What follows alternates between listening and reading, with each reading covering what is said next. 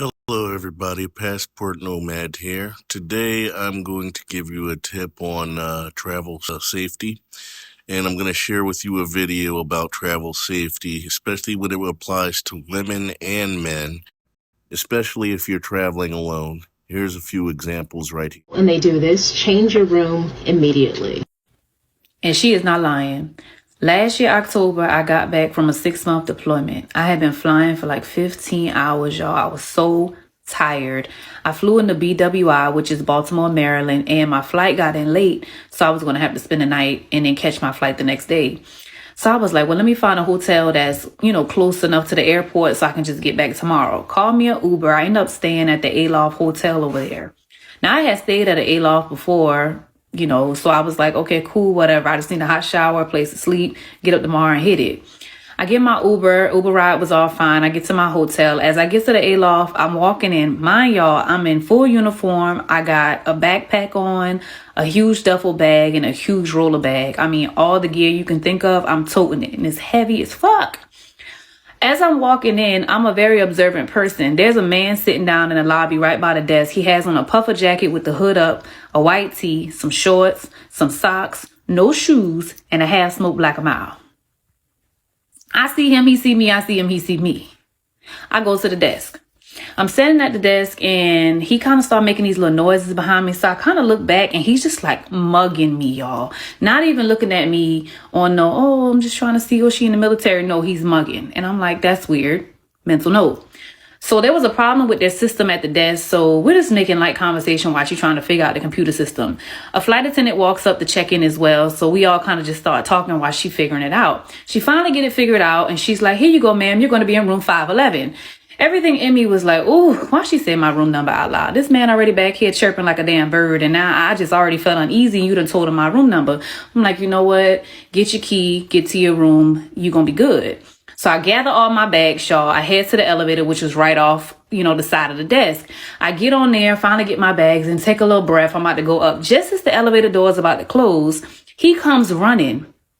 Mind y'all, it took me about 25-30 minutes to check in. This man was sitting there the whole time. Now you must run to the elevator. He was like, hold it. I ain't holding shit. So I don't hold the door, but he still manages to make it enough time to get in there, right? So I'm like, oh.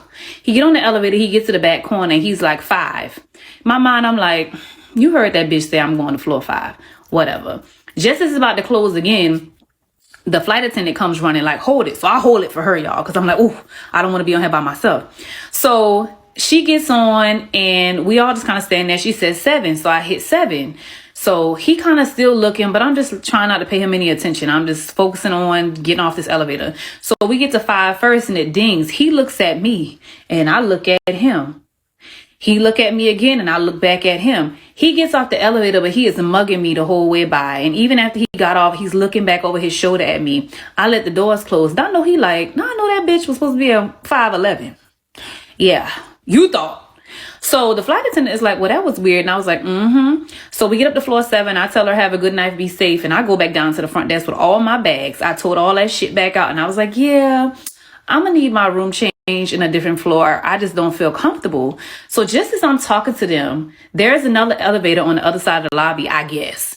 This man has come down the other elevator and is walking back towards the check-in desk. He goes to the other side of the desk and he's staring at a blank wall.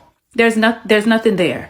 His back is to us, so it's like he's just trying to listen. So I lower my tone a little bit and I said, you know what? As a matter of fact, cancel it. Now it's almost midnight. I don't think I said that. I'm tired as hell. But I said, go ahead and cancel it. So she was like, okay, I'll cancel it. Her colleague came up and she kind of like, what's going on? And she was like, I'll let you know in a minute or whatever like that. So she canceling it. I was like, I'm going to call me another Uber. I'm going to book somewhere else online. So she was like, okay, we're going to move you to the back. So they don't move me into like the little office where they sit because she was like, I didn't want him harassing you. I didn't want you to feel any kind of way. He has been here before. He actually does stay on the 5th floor, but we have had complaints from, other customers saying that he's bothered them in the past. So I'm like, why the fuck is he still allowed to stay here? But that's neither here nor there. They said they was going to call the police on him. I was like, do whatever y'all need to do. Clearly he done been here before. I'm just not staying here. And I was too tired for this shit. So I get me an Uber and I get the hell up out of there. I end up going to stay at like a Holiday Inn or something. I had me a good night's sleep, got up, got me a little breakfast, and got the hell on through. All that to say, y'all, please, if you work at that counter, don't give out that room number out loud. And for those of you that are traveling, keep your motherfucking head on the swivel. Pay attention. Because there's people out here that really will get you. If I was off my game, he might have caught your girl slipping. Not that night. Not that motherfucking night. Those two ladies in the video that I stitched are talking about are absolutely right. As a former front desk agent of a hotel, it is company policy that we are not to announce the room number for any customer because we don't know what people's situations are. That could be a domestic issue, whatever. So if your front desk agent says your room number out loud, and especially in front of other people, change your room. When front desk agents don't follow policy and protect their customers, they're putting people at risk. Change your room, change your hotel if you can. And I totally agree with what they just said. First of all, mind your surroundings wherever you are, because you never know where trouble will be or will come knocking, or if it's around the corner or waiting for you. You never know who's trying to, eavesdrop on your business and find out information that could potentially put your life in danger, especially if you're checking into a hotel room. Make sure they do not announce to the whole public what room you're staying in. And although those videos were meant mostly for women, safety for females, I'm going to make this thing for all tourists, men and females, because you never know, even as men, you can be set up as well if someone knows the information of where you're laying your head that night. Men have been known to, and they are still getting set up in rooms like this.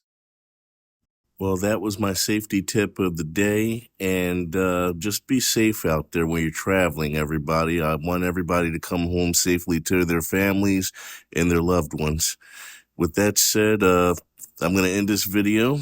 Thanks for watching, and don't forget to subscribe, like, share, and leave a comment.